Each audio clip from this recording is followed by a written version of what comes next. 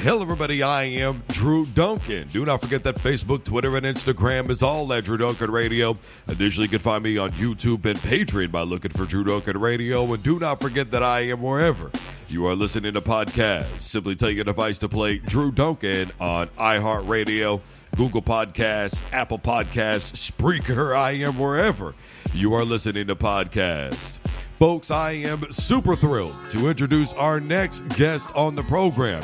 He comes in at 7-0. He recently won a title at the lightweight division in Ohio. He is currently ranked number 7 in the Northeast, number 47 overall in the USA. He is Anthony, the Genius Romero, and he is hanging out with yours truly, Anthony. It is a true treat to have you on the program today.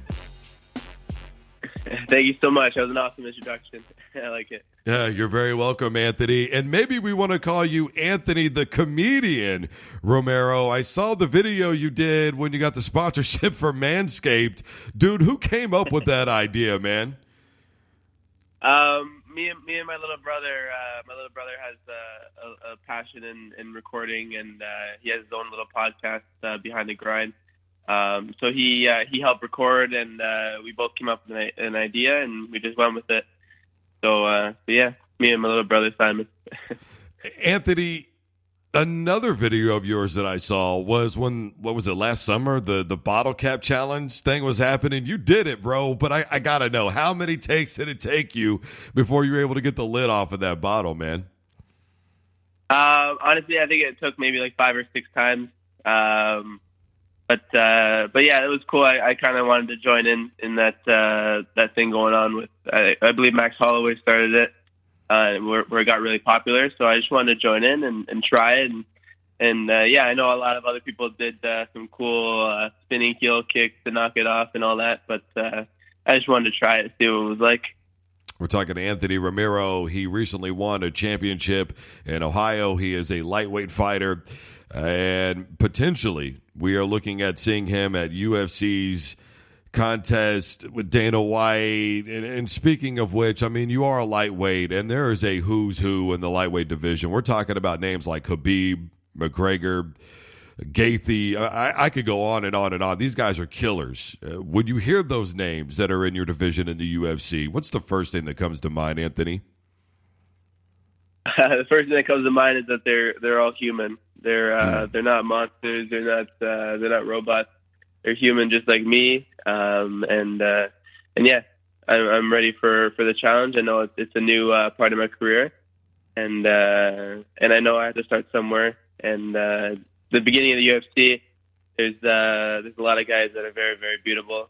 And yeah, I want my opportunity. The UFC, though, as I made mention, I mean, look, you pointed out these guys are human, but a lot of them are finishers. And you've had 4 decisions, if I remember correctly, in your career. Do you think that affects you at all going forward, especially when we see things that, like what happened at, what was it, USC 247, when we've got judges looking down on their phones? I mean, does that bother you thinking about that at all, Anthony? Yeah, that bothers me. My decisions, though, were a little bit different. They weren't very controversial. My decisions were dominant, so I'm not too worried about that. And now in my career, I'm getting finishes, I'm getting knockouts and submissions. So I know my new gym has been helping me out, Parabellum and Niagara Top Team. So they've been getting me there, and I just keep getting better and better. So I don't see myself going down the ladder and just moving up.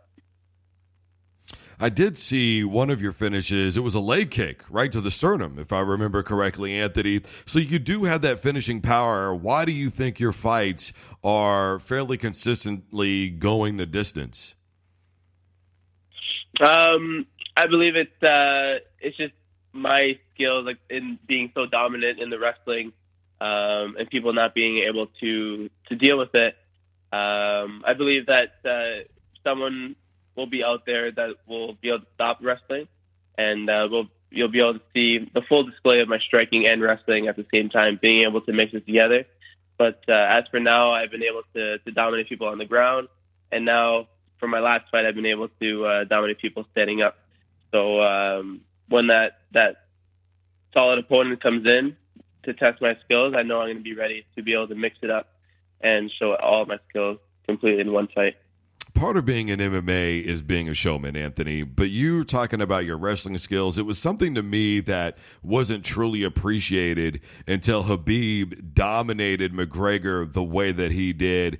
There was a point in time where maybe you would have even been booed. Now they cheer the wrestling that's happening. Are we seeing a transition in MMA where when Royce Gracie told me that MMA is more than two guys duking it out, that you were seeing that strategy aspect of MMA really start to come into effect now?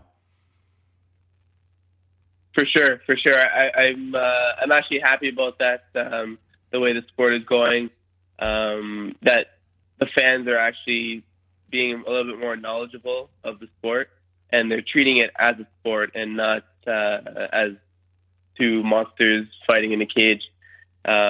Just like any other sport in hockey and soccer. Hockey, you don't just have one person just going to shoot on the net every 5 seconds. They're working ways to bring the puck up the rink, or in soccer, they're working ways to pass the ball up to the other side of the field. And they all have strategies on how they do it. So fighting is the same way. A lot of new people who are watching it might not understand it, but I believe the sport has been here for a while, and people are starting to get an understanding of what the sport is actually like. And especially a lot of people are now participating in it. So when they participate in it and then they watch it, they understand the strategies behind the sport.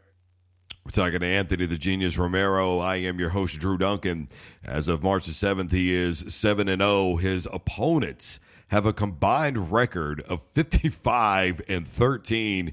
Anthony, what does that say about you that you are going in on some of these big dogs and gatekeepers right now?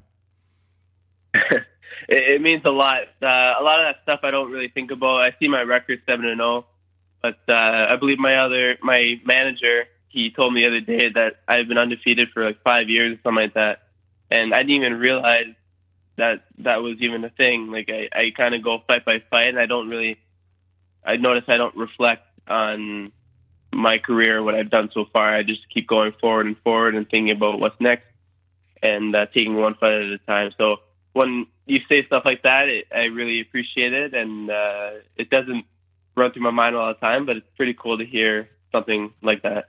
You know, one of the things that I've always said, Anthony, is the numbers don't lie, but they don't tell the entire story either. You don't seem like you're a stats guy. You seem more like get it in there and get it done type guy, though. Yeah, that's my goal. I'm very happy with my last performance. To not take damage, to not get hit with anything, makes me feel very very happy that I'm preserving my body for the UFC. I'm ready for whatever comes my way. What's next for you in the immediate future, Anthony? I'd like to be on the UFC Saskatchewan card. I'm Canadian. I'm close. I'm ready. I'm ready for that next level. There's a lot of lightweights in that division that have a lower record than me, have losses on their record. I'm ready to take them out. I'm ready to put my foot in there, and yeah, I'm ready to go. Does that bother you that there are guys that are where you want to be, and you don't think that their record necessarily reflects who you are as a fighter versus who maybe they are as a fighter? It doesn't bother me. It motivates me. It makes me hungry, and it motivates me to know that I can be there too. If those guys who have lost on their record can be in there, then why can't I? So like I said, UFC Saskatchewan, that's my goal. June 20th, I'm ready to make a mark in the UFC. Anthony, as I do with all of my guests, I give them an opportunity to say whatever it is that's on their mind at the end of an interview. You are no exception to the rule, sir. The floor is 100% yours.